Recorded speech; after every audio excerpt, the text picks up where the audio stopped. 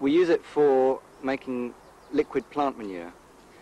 The way that we do that is we simply cut the comfrey with a scythe and fork it into a big black barrel behind me, which holds about 1,500 litres.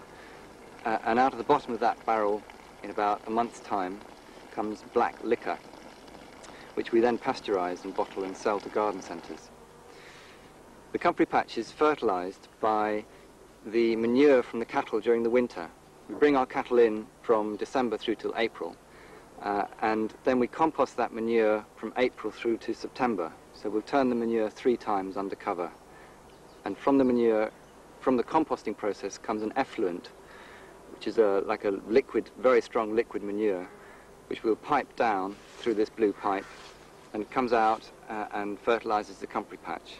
So we're catching that fertility before it runs off the farm, and then growing it back into the comfrey leaves and producing plant liquor from it and selling it into garden centres.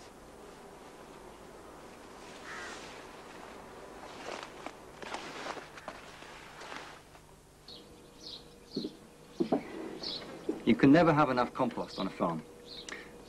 This is a composting loo, and behind me there's a normal toilet unit, but instead of a U-bend underneath, there's just a hole in the bottom, and you dump down through the hole into a wheelie bin down below me.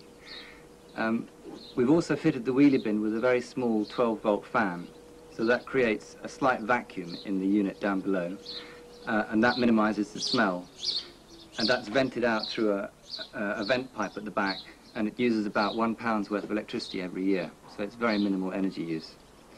We use an ash and sawdust soak, which we mix in, and that creates a dry compost and helps the wheelie bin compost the manure properly.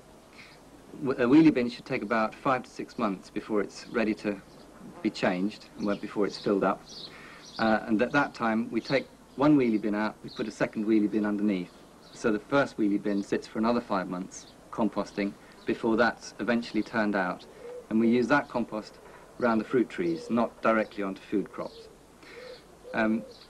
So by keeping human manure separate from water, we haven't got all the pollution problems of conventional sewage systems, where you have to then separate the manure out from the water again, either through reed beds or through conventional sewage systems. There's a lot to learn at Ragman's, and the compost toilet is part of a visitor complex where courses are held.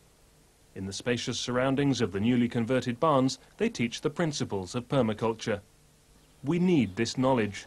Every year, an area the size of the state of Kansas is lost due to unsustainable farming practices.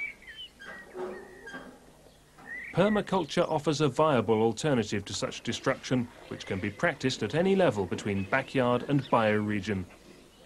Its easily understood techniques are readily adaptable to local conditions anywhere on Earth, and it holds out the hope of sustainable lifestyle and food production for everyone.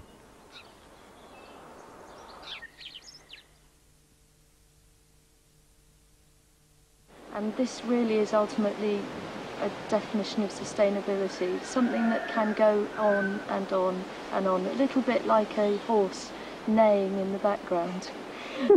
Take 2. It can also, because it's about cycling energy and recycling resources, you can apply permaculture design to even the smallest environments, like sorry, he got a fly in his ear. Straight. You can never have enough compost on a farm. I'm standing in a composting loo. No, I'll say that again. I'm not standing in the loo. Yeah, the community composting project was... I started it really about 5 years... No, it wasn't 5 years ago. I'll do it again, I think. It's 3 years ago.